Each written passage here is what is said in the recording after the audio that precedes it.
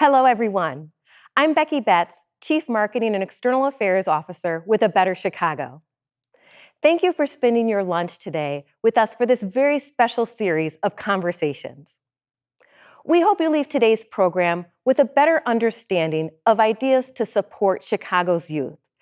Because now, more than ever, innovations that support the whole child with a combination of mental and social-emotional supports are critical. Before we kick off today's conversation, I'd like to share a short video on why A Better Chicago exists and how our model works.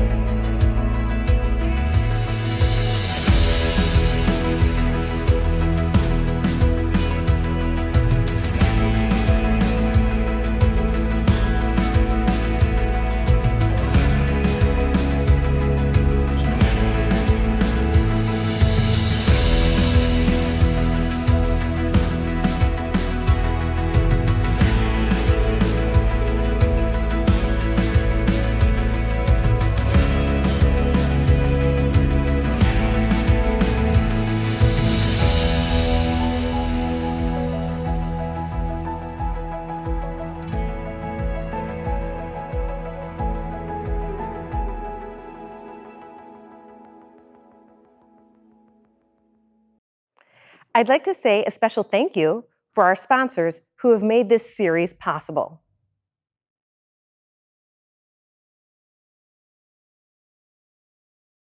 Earlier this year, we set out to find the city's most promising innovations to holistically support students most impacted by the pandemic. We called that initiative the Chicago Design Challenge. And we're proud to share that we found several bold, promising innovations to bring into our portfolio and support with financial and management guidance. Today, we bring to you a sampling of those program leaders alongside some of our longstanding leaders and subject matter experts so that you can learn firsthand about innovative solutions to the most complex issues facing our youth today. If you're joining us today, that means you share in our belief that we all can be a part of building a better Chicago where all our youth can thrive. As a final event in a two-part series, today's discussion will focus on how local leaders and local organizations are stepping up to ensure our youth have the resources and tools for an accelerated learning recovery. I'm honored to introduce Dr. Janice Jackson as our moderator for today's discussion. Dr. Jackson is the CEO of Hope Chicago and the former CEO of Chicago Public Schools, as well as a board member of A Better Chicago's Board of Directors. Dr. Jackson, I'll let you take it from here. Thank you, Becky, for that wonderful introduction. My name is Janice Jackson. I'm the CEO of Hope Chicago and also a board member for A Better Chicago. Thank you for tuning in to our panel discussion entitled More Than a GPA, Innovating to Build a Pathway to Success. I'd like to start by introducing our panelists. First, to my left, we have Aarti Dhupelia, who is the Vice President for Undergraduate Education and Dean of the Undergraduate College at National Louis University. To my right, we have Jasmine Gilstrap, the co-founder and executive director for Lions Pride Mentoring, Inc. Next to Jasmine, we have Allison Slade, the Director of Instructional Leadership at Roosevelt University. And on my far left, we have Marin, Gjaja, Managing Director and Senior Partner at BCG Chicago. Thank you guys for being here today. We'll get started with our panel, but first I want to lift up the fact that we are entering the third school year where our students are navigating how to learn during a pandemic. We have all witnessed the many ways that our students have been challenged this year in the past year and a half. And I also think we've been inspired by the many innovations and programs that have happened inside and outside of our classrooms to support our students during this unprecedented time. Our students and staff have faced many odds, but they have persevered despite the challenges presented by this pandemic. I'm excited to moderate a conversation today that will hopefully demystify some of the ways that you can all join us and we can join forces to support our youth of all ages to help them continue to thrive in life and in school. So I'll start with one question that is for all of the panelists. Feel free to jump in whenever you feel comfortable. Each of you have in some way been involved in innovating to accelerate learning recovery and build pathways towards career success for Chicago students. Can you share a little bit about who you are in the programs that you run here in the city and how you're supporting our youth? We'll start with you, Allison.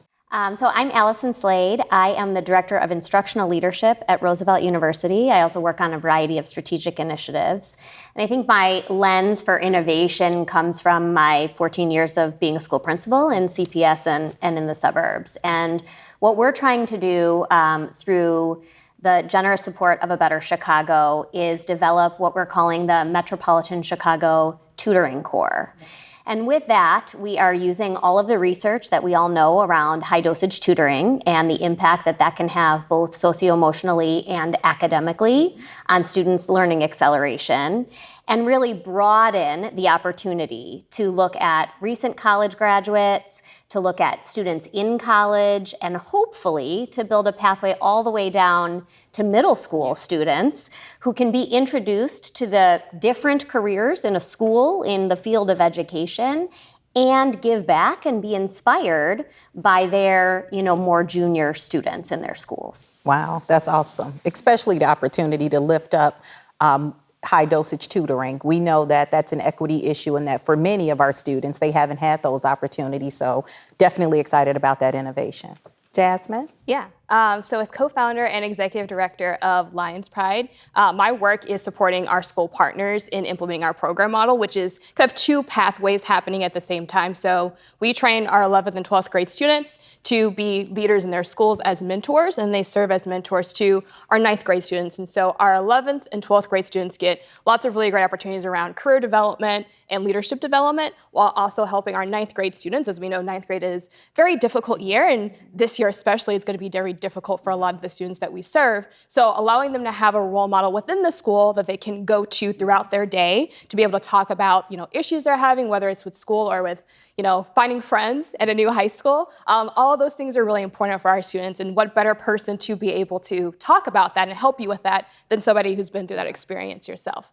And so that's kind of what our programming is doing, and we've done a lot of work around developing our curriculum and furthering our own education around mentoring best practices and social-emotional learning best practices with the help of A Better Chicago. That's great. And I would imagine some of the 10th graders are getting involved too, because many of them have never even been in their high school, or at the beginning of this year was the first time. So interesting concept. Aarti? Thank you, Janice. So I oversee the undergraduate college at National Louis University, and our mission is to drive equity in bachelor's degree attainment and employment by reimagining undergraduate education to knock down the most common barriers to college and career success. So we serve about 4,000 students annually now, and I'm really proud to say about 70% of our students are first in their family to go to college, 70% are Black or Latinx, and 70% are low income. So we support our students in a few key ways that we've been doing even since prior to the pandemic. So one is we are extremely affordable. We are the most affordable bachelor's degree in the state at $10,000 a year. 2 is we offer a blended schedule, so students only come to campus 2 days a week face-to-face, and the rest of the work is online. They also now have the remote option instead of 2 days a week face-to-face, and so what that does is it opens up access to students who have to balance work and family responsibilities while they're in school. We have a very personalized instructional model, so you never see large lecture halls at NLU. All of our classes are 30 students or less in a class, so faculty really get to know students. We also have a very holistic support model. So every student has a success coach who is their one-stop shop for support, and they are checking grades and attendance weekly, much like on-track teams in CPS high schools, and checking in when a student is struggling and connecting them to all the wraparound resources we offer, whether it's counseling or tutoring or a food pantry. And the final thing that's really critical is we embed career preparation across the 4-year undergraduate experience. So we have required career development coursework for credit.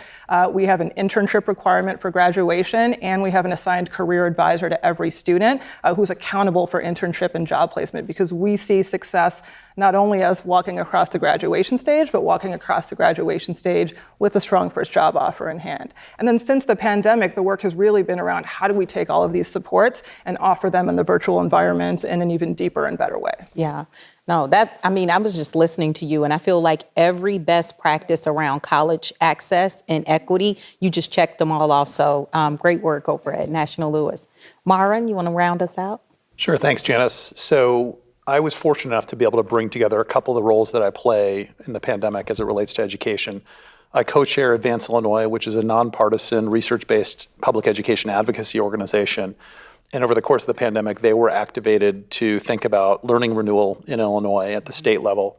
I also chair within BCG, the Boston Consulting Group where I work, the Center for Illinois' Future, which is our pro bono arm where we make investments in our community. And each year we give away about $10 million worth of consulting support to CPS sometimes or to Advance Illinois. And in this case, it was really for the state on learning renewal. So the two parts of my job essentially came together, and we had a team really working on what are the best practices emerging from all the states, what are the best practices emerging from Illinois, what are the needs as we think about learning and renewal over the next few years coming out of the pandemic.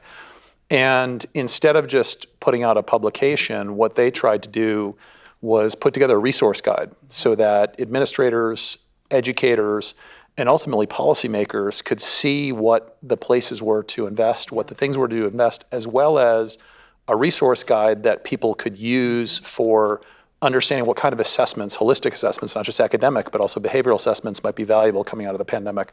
What kind of programs would be valuable coming out of the pandemic, whether they were mentoring, some of the tutoring programs you're talking about, just trying to get a catalog together for people to be able to reference. Yeah. Well, I know I've benefited personally from BCG support and Advance Illinois, so excellent work, and I'm glad you're able to bring those things together. I want to dig a little bit deeper on that and just, with you, Marin, and kind of stay here. I know you've been working both in the public and private sector on education for a long time. And like I said, I've benefited personally from that and hope to in the future. We can talk more about that later. Always working. But you get a chance to see a lot. You mentioned the toolkits and some of the resources that you put together. Can you tell me what trends are you and your team seeing that are worth lifting up? I mean, again, we really want people to think about the opportunities that exist that have, presented themselves during the pandemic. What have you seen that we should really continue thinking about as we, approach a post-COVID environment?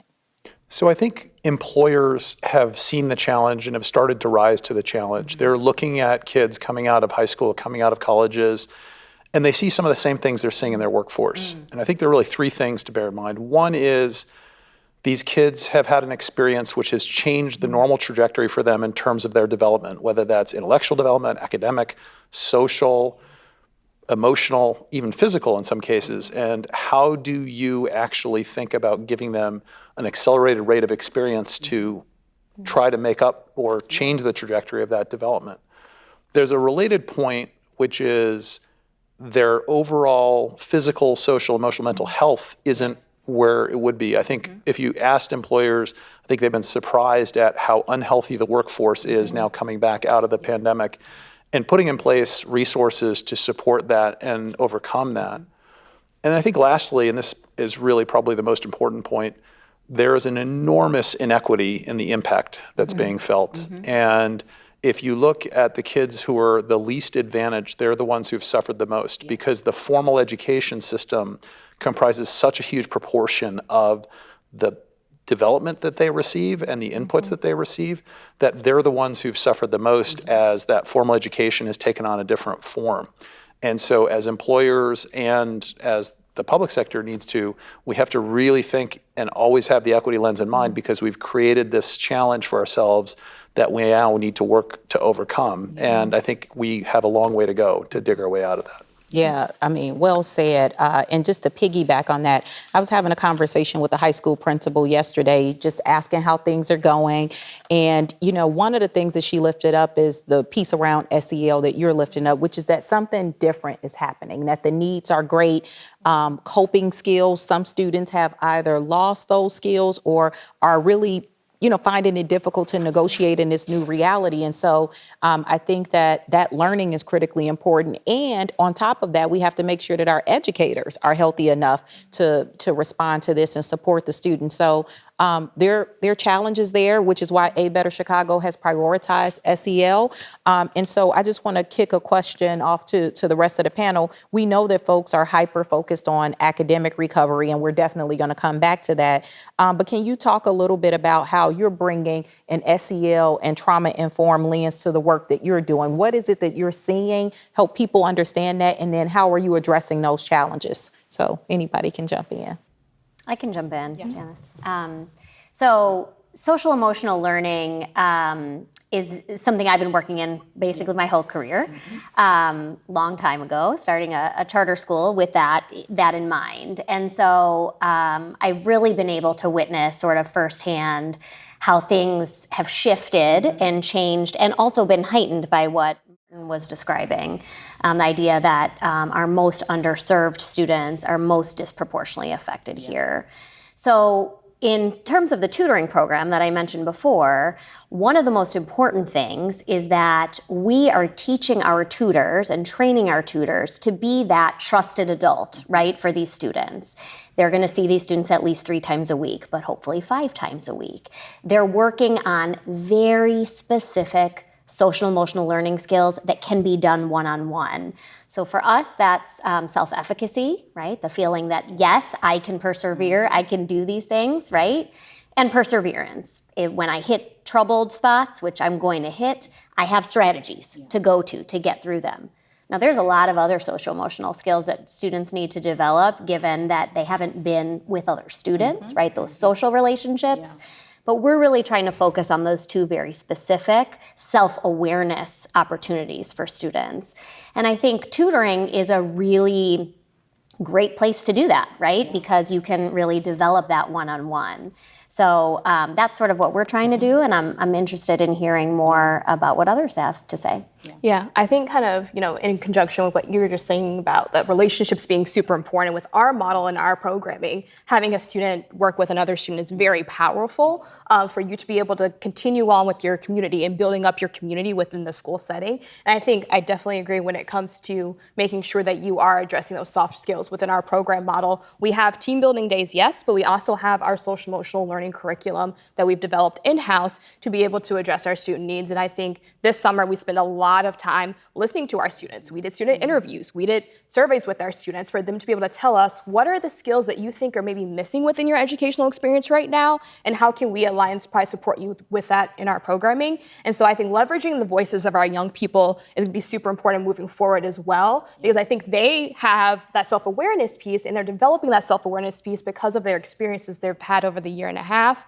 And so it's really important for us as adults to listen to what they have to say and make sure that we are utilizing their voices in the decision-making process as we go about trying to best support them in the future. Yeah.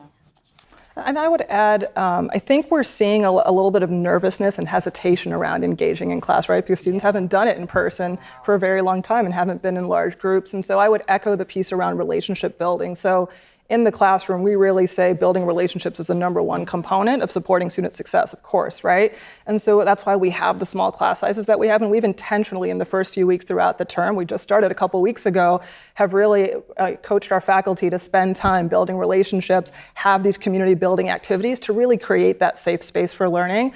I would also say our instructional model is very intentionally focused on active classrooms, right? And so our faculty are not the sages on the stage, they are the guides on the side, and they're really trying to empower students to speak up in small groups and large groups, leading projects, being the ones really driving the conversation in class, because that slowly builds their skills and confidence and willingness to engage over time and ask for help when they're struggling as well.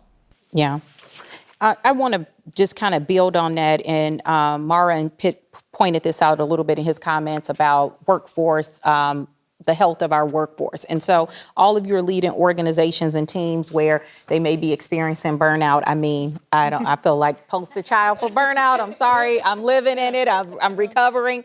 But it was hard during the pandemic, especially, I think about in the school system, it was difficult for everybody, but there were people who showed up every day, except maybe the first 2 weeks when we just didn't understand the disease, but like our nutrition support staff, principals, leaders in central office, a small group. And so burnout is real, no matter where you were for the past almost 2 years. So can you talk a little bit, I'll start with you, Aarti, just to piggyback, like, what are you doing to support the employees in your organization? Because they need that support as well. Sure. So the first thing I'll say is I don't have this one all figured out, so I'm looking forward to learning from my colleagues, but I'll share a couple things. I think the first is just becoming more comfortable with sharing my own, being more vulnerable myself in front of my colleagues and talking about my own exhaustion, my own burnout or frustration or losing my memory a lot during COVID, which never happened to me before, right? And so I think doing that creates sort of a safe space for other people to feel that it's okay to not be okay, which in and of itself, I think creates more psychological safety in your work environment and strengthens mental health.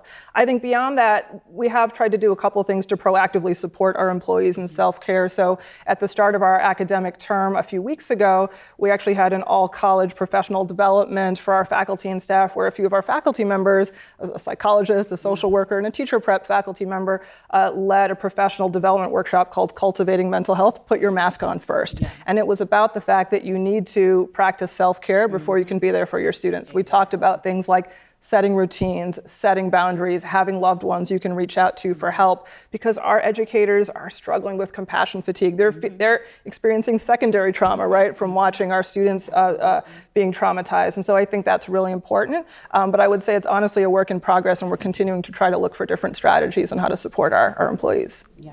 I'll build on the self-care component especially, because I'm guilty of something myself, right? Which is assuming that self-care looks the same for everyone. Yeah. And self-care looks totally different for every employee, for every tutor, for every child. And so while self-care for me might be doing yoga or, right, eating healthy, it's actually different for some people like to go for runs, and some people like to actually listen to really loud music and scream and punch pillows, And that was like a learning for me. I think as a principal, I thought I was taking care of my teachers by giving them a meal or having time for them to do a dance class or a yoga class. But it's actually making sure that you make that time for self-care in whatever way, right? So that people are self-aware and they can acknowledge how they take care of themselves. And then, as a leader, you make space for all of those different opportunities. So that was a learning for me, definitely.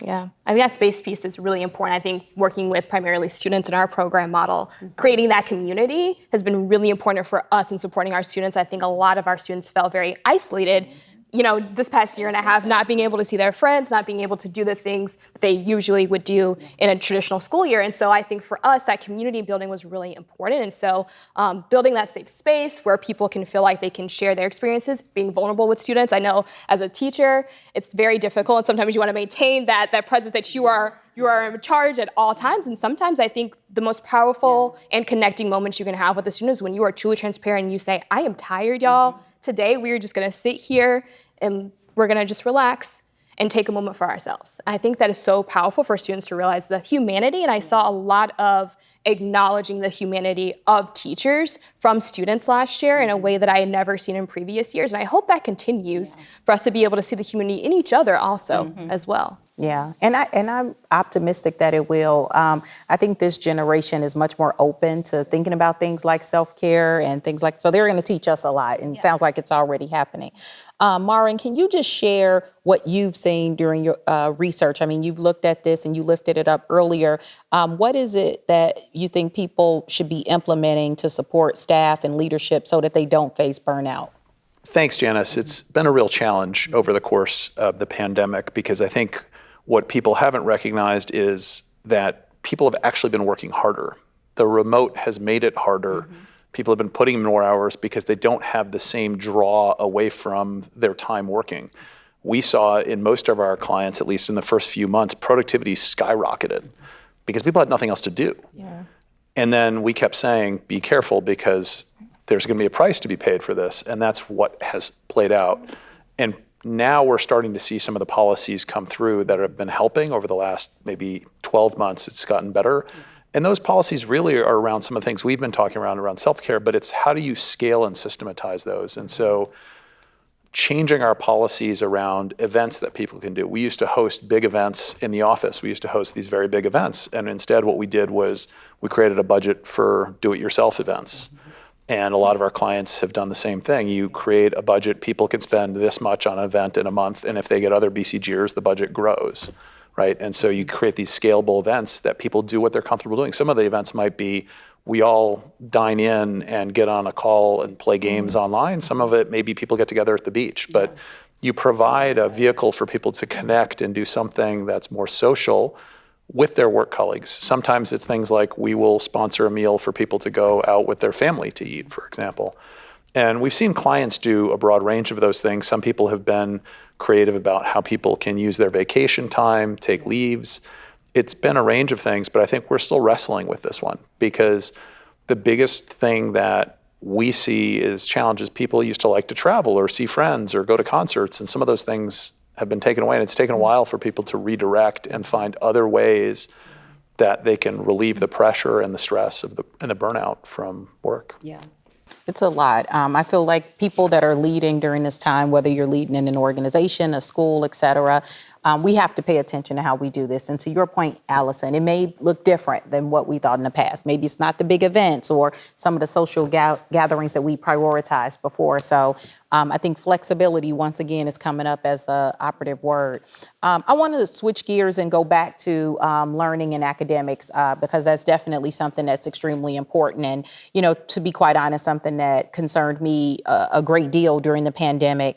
I want to be clear, we're using the term learning recovery. I know there have been a lot of terms, learning renewal, learning loss, to really capture what happened, which is that students missed opportunities for a variety of reasons. And we want to do a couple of things. Number one, we want to make sure we don't situate that problem with the students, because it's not their fault that we were, in the middle of a pandemic, nor do we want to situate it with our teachers, because we know that they worked extremely hard under incredible circumstances. But with that said, we have lost some of the ground, not just here in CPS, but nationally, that we had made in our schools. And so how can we accelerate learning recovery for our students outside of the classroom through mentoring and tutoring? And I know you started to lift some of that up, but if you could just put a finer point on what is it that we need to do at scale in order to address this issue that we're now facing in education?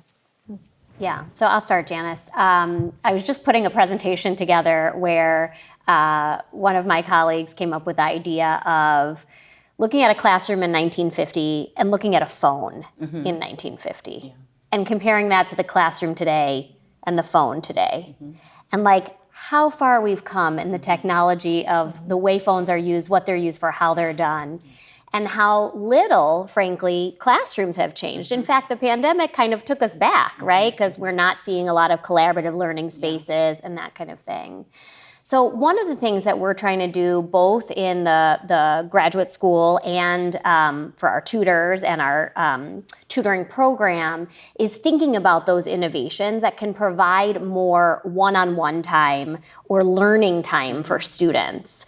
I read an article the other day that said for every 60 minutes students sit in a classroom, they actually only get 10 minutes of direct instruction. And tutoring has the opportunity to triple that, right? Because it's one-on-one or two-on-one in a very small setting with a safe adult that has built a relationship. So really trying to use that as an acceleration tool in addition to thinking very creatively about other ways that we can make school look different. I've been a proponent of year-round school for a very, very, very long time. Why do we have to take days off? Yes, teachers need professional learning. How could tutoring be a solution during those days when teachers are learning? Children can still come to school and learn through, continuing their tutoring. So really thinking creatively about those opportunities to broaden our thinking about what is school and how can it be delivered in many different ways. Yeah. I think for our programming, leveraging the strength of our upperclassmen and their experiences, a lot of them have had opportunities to be able to go to college classes and take courses or be able to do internships. And so them sharing their experiences and making the learning that the ninth graders are experiencing meaningful is something that I think we definitely need to leverage a lot more than I think we currently do. I think being able to make sure that students are able to really connect with the material that they are learning in an engaging way, asking themselves those critical thinking questions. How is this relevant to my future? How can I use this in my future? What are potential career pathways related to this topic? I think that meaningfulness and that real world connection is something we started to see a lot more happening last year. I know in my classroom last year, definitely a lot more hands-on math, activities with my students. And so being able to continue those kinds of best practices are going to be really important. But again, bringing students in and leveraging those relationships with other stakeholders within the school, maybe outside the school, to really make that learning meaningful and applicable for them. I think that's going to make what we call sticky, make it sticky and relevant for them to maintain that learning and accelerate their learning. Yeah. I think all great points. I'm trying to control myself from jumping in and bringing up other points. So I'm just going to turn to you two and stay on topic here and just ask, as we look to support our high school and college students as they transition into careers during the pandemic, what are some of the interventions that you are inspired or encouraged by? Sure. So I'll speak from sort of the school side of things as well as the employer side of things, because I think both entities play a big role. And I would point to some of the things that we're doing at NLU, which is really just the intentionality of building career preparation into the undergraduate experience. I think about it actually as a parallel to 15 years ago when CPS brought the whole college enrollment, college application process into the high school experience, rather than assuming students were just going to go to college after they graduated. And we saw college enrollment shoot up. And so I think in higher ed now, we're at a point where colleges need to own students' career transition, right, and their placement, right? And so that's why we've instituted 4 credit required career courses, instituted an internship requirement for every single undergraduate, and assigned every student a career advisor so that they can actually walk across that graduation stage with a job offer in hand. So I think that's really critical in owning those employment outcomes. Yeah. I think on the employer side, I think there's a few things that employers really need to do. I think one is really checking their biases at the door around our students, right? Based on their age, their generation, their race, the neighborhood they may come from, and really give our students a chance because they do have potential. They just need to be given the opportunity and support to succeed. So I think with that said, what I see as most promising doesn't sound that innovative. A lot of people have talked about it, but it is what actually makes a difference. And it's what the research shows, which is employers hiring students from places like NLU or other institutions as interns and giving them the support to succeed. And then I would also say employers can really be a part of students' career development, not just the result of their career development. So bring them into the colleges and serve as guest speakers, host mock interview sessions, provide students feedback along their path to graduation and seeking employment. Yeah, it's interesting that you make that point. I was reading an article this summer, and it talked about the supports that students get, in the K-12 space, especially in high school, and when they get to college, it just diminishes over time. And for a lot of our students, especially first generation, that's when they need more support. But once we get them there, those opportunities don't exist. So I think employers investing at the universities, that's going to help get our kids through, but also make sure that transition leads to, a promising career. What else are you saying? So Janice, I think it's been a long-term trend where employers have gotten more engaged, as Aarti just pointed out. I think what we're seeing more recently is that's just accelerated dramatically. And it's a combination of factors. One is a recognition coming out of the pandemic that these kids need support, that many of them have not had the chance to build social capital, but that means the relationships themselves. We talked about the importance in the school, but in terms of job, skills, and career, a lot of those relationships are outside of the school, and they just haven't had the chance. And so realizing that we need to give these young people a chance in the professional workforce, and how do you do the internships? I can't tell you how many conversations I've had with employers who are talking about new programs they're launching, and they need to. Because right now we still have so many unfilled jobs out there, and there's this gigantic skills mismatch. They need to find young people who want to work, who have the potential, and they're going to have to train them. And they're recognizing that. They're not saying, I need somebody who's ready to be super productive on day one. I need someone who can learn how to learn on the job. And that's just a very different mindset than I've seen from employers if you go back even in 2017, 18, before the pandemic. In 2019, it started to happen, but on the back end of the pandemic, as people are trying to cope with the lack of workers, this is a big, big topic. Yeah. Earlier, we talked about learning recovery, and I made mention of the various terms that are used, but one that sticks out, the one that seems to be sticking the most, is learning loss. As you think about supporting young people to succeed in the face of all of the academic and emotional hurdles that are before them, talk about the role that language plays in that. Like, how do you think about that in your respective organizations? How are you shifting things? Because you know it matters so much and the need is so great. So I'm happy to jump in. I think it all comes down to choosing strengths-based language over deficit-based language. That's really what it boils down to in every situation, right? So learning loss is such a deficit-oriented term, right? And it is suggesting that nothing happened over the past year, that it was a lost year. And so it's not honoring students' experiences when the reality is there was significant academic learning. And there was also, learning around persistence and resilience and multitasking and all these different non-cognitive skills. Thank you, yes, Definitely. and technology, right? And so we really want to honor students' experiences. And the reality is students, employees, we're all humans, right? Nobody wants a deficit-oriented approach. It's not motivating, and it doesn't honor any of our experiences and where we're coming from. And so we really try to take a strengths-based approach. And so learning acceleration is a strengths-based term because you're talking about accelerating student growth towards outcomes that we all know we want to drive towards. And I think that's really important, is starting with where students are and build, regardless of what that is, providing the support to help them build and grow. Yeah. I think the word matter itself matters, right? Like we've heard that so often in the past year and a half about mattering. And I think making sure that our young people have the opportunity to feel like they matter. Exactly. And I think with us, definitely leveraging the voice of our students as mentors, but also having ongoing conversations with our students about how a program is going. What are the things that we are doing well? And seeking that feedback, again, leverages their voice, and that their voice does matter. I think the words do matter. I think we do need to think about it. And Aarti, I really like your term, learning acceleration.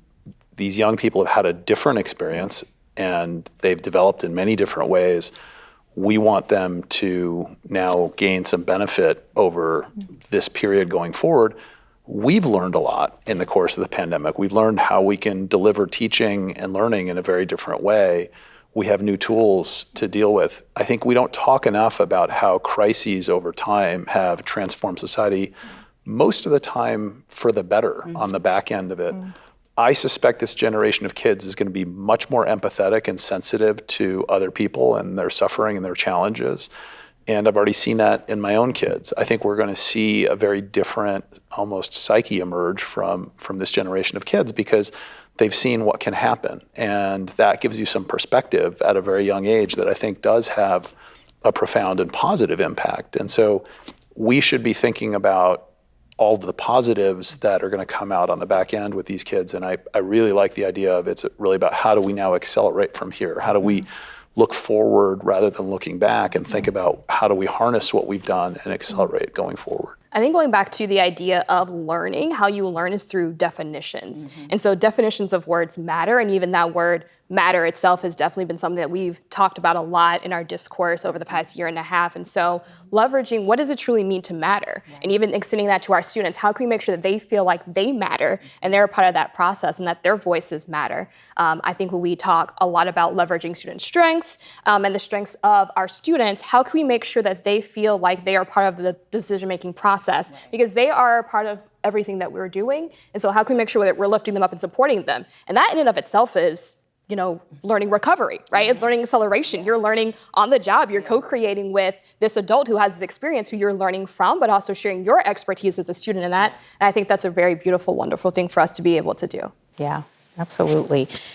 So as we're going to be bringing this to a close shortly, but I would love, all of you have lifted up so many important points from your different vantage points, but I would love for you to talk about, what's the one lesson or practice that you would like to see us scale in kind of a post-pandemic environment that you think has a lot of promise? And this can be an innovation that, came to light during the pandemic, or something that was happening pre-pandemic that, was getting some legs and then maybe had to shift because of our new reality. What's the one thing you hope folks listening to this take away and really double down on? I'm going to cheat and say two things. Okay, so, you can say three things. So two things. One is I do think the benefits of virtual or remote learning. So it's really interesting. We saw some students struggle more than ever in remote learning, but we also saw some students do better than ever. We had more students earn Dean's List this past year while we were fully remote than ever in the past, which is fascinating, right? And so we actually, as a result of that, decided to continue offering remote as an option this year. And about 70% of our students chose in person, about 30% chose remote. And we're offering that because some students prefer it. And we're also looking at scaling nationally by offering remote learning to students in other states who may benefit from all the supports that we offer. And we're able to do that nationally because we're remote. So I think that can create much more access to college to a broader range of students. The second thing I would just say is noticing how much small emergency fund relief can provide to students. So we gave out over $2 million in emergency funds over the past year and a half as a result of stimulus dollars and philanthropic support. And it was $500, $1,000, $1,500. And we had 90% student persistence of students who received those dollars. So it had a transformational impact on student success with such a small dollar amount. So I hope that is instructive to the federal and state government as they think about education funding going forward. Wow, no, two powerful examples. Yeah. So I'm going to cheat like Aarti did and offer two things. But they're probably not at the programmatic level. To me, it's more around how we approach the situations. And the two things are, one, this notion that we can challenge the assumptions, right? We talked earlier about the example of the phone versus the classroom and how much change it's had. Why are we on this agrarian calendar for the school year? Why are the school hours when they are? What if we actually relaxed a whole set of the constraints that we've self-imposed? Because this has forced us to relax a bunch of the constraints. And can we use that as an opportunity to leapfrog and maybe go a bit further? I think the other thing that I personally learned, and I hope sticks, is this notion of de-averaging the problem. Having led the COVID response for BCG for 18 months, what we saw with this disease in pretty much every domain is you had to really de-average to understand what was going on. You couldn't just make a blanket assumption around what was happening. And I think we need to look carefully at our kids and really understand, to Aarti's point, some kids flourished in remote learning and some kids struggled in remote learning. And a priori, you couldn't tell which was going to be which. So how do we get to the point where we learn that and we can actually apply different techniques and try to individualize as much as possible? It's hard to execute and scale, but we would get so much more out of each kid if we could really identify what was the unlock for them. And to me, that's really critical if we're going to address some of the equity issues that we had before the pandemic that have become more severe, is we've got to really de-average, whether it's resources, whether it's programming, et cetera, to the kids who need it the most. Yeah, I think definitely leveraging the creativity that has been afforded to us in this time to be able to be flexible and try new things and be innovative. I think when it comes to our community and how we're leveraging our community, our students, and our external community as schools, I think it's really important for us to think about how can we be more creative? How can we make sure that we're leveraging the resources we currently have? We talk a lot about using strengths-based approach, but it also talks about our resources that we currently have and how can we leverage the resources that we currently have in our school buildings. Maybe it means that you're a classroom teacher, but you're willing to take on a different sort of role that fits within like your capacity, definitely, and also what your potential interests are career-wise, outside of the education field. And so I think that creativity with our students is really important. Leveraging them as these mentors in our program model is really important for them to get those other developmental opportunities for sure, but they're still able to complete their homework. They're still able to get that development for themselves and their social emotional learning skills as well. I think during the pandemic, we challenged a lot of things, right? And we had to do away with some things as a necessity, but we found that we could still survive and that everything was going to be okay. And so what I hear from all of your remarks is like, we threw some things out of the window. Let's not jump out of that window and try to grab them and bring them back in. Let's be creative with our new reality, and let's take the things that were positive or propelled us forward and bring that into the fold. I agree. I think education is advancing in a way that it would have taken 20 years. And I know some educators get mad when I say that, but some of the changes specifically around technology, how we're thinking about all sorts of things, flexibility in work schedules. I was an old fogey. I don't know if that's the wrong term, but I didn't believe in work from home and those things. And those things have been challenged now. And some of the notions didn't make sense, right? And so we're challenging things. So it's going to be interesting to see where things land and how they settle, in the years ahead. I like your point about looking ahead. I think that's the most powerful thing we can do. And so with that, I want to ask all of you to just share your closing thoughts around, what we should be paying attention to as we look ahead, or anything that you feel like this community should be thinking about as a result of this discussion today. So we'll start with you, Allison, and just do a quick whip around. Sure. I would just say, challenge assumptions, right? Try things that you think might not work. And even if they only work for one student or one person, right, you've learned something from that. So challenge assumptions would be mine. Yeah. I think leveraging student voices is always something that is really important to me and near and dear to my heart. So ask students questions, get their feedback, include them in the decision-making process as much as possible, because I think that's how you're going to make sure that their needs are actually being met and not, again, making assumptions about what you think their needs actually are. I love it. Championing student voice. I love it. I would say I'm very optimistic looking at the innovation that we've seen and seeing how schools are evolving to really support the whole student. So I'm really optimistic about the future of education, but I would also say it takes a village. So I would urge everyone to play a role. So you could volunteer at organizations like iMentor and support students to apply to college. You can, as any employer, can work with any university to recruit students as internships and for jobs and support them to be successful. And that'll make our students, that'll make our students achieve economic mobility, and it will make our communities healthier and stronger. So I think we all benefit from that. Great points, and couldn't imagine trying to repeat them. I would just maybe add, I look ahead and I'm excited. I think that the pandemic has caused us to catalyze a set of changes in technology and our assumptions, as you guys pointed out. And there's an influx of funding. I think there's a recognition societally that we need to dedicate a lot of resources to try to accelerate the improvement overall. And my hope is that in 2 or 3 years, we're going to see that investment start to pay off in terms of a dramatic acceleration and performance and preparation of students, especially students of color, disadvantaged students. And I hope that becomes a jet engine. I hope that just means people want to put more fuel into that and more fuel. Because I think we have a once in a lifetime, maybe a once in a country opportunity right now to make that happen.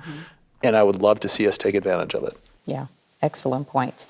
Well, I want to thank all of you for joining us today. I think this has been an excellent discussion, and thank you for joining us and learning more about, how we're thinking about the innovations that came out of the pandemic and how it can propel us forward. Again, if you want to learn more about any of our panelists and the organizations that they lead, we encourage you to visit the website, which is abetterchicago.org. Lots of information on there about how you can help. To Aarti's point, this is going to require collective action in order to have the impact that we're all looking for. And we encourage you to get in and be a part of the solution. So thank you for joining us today.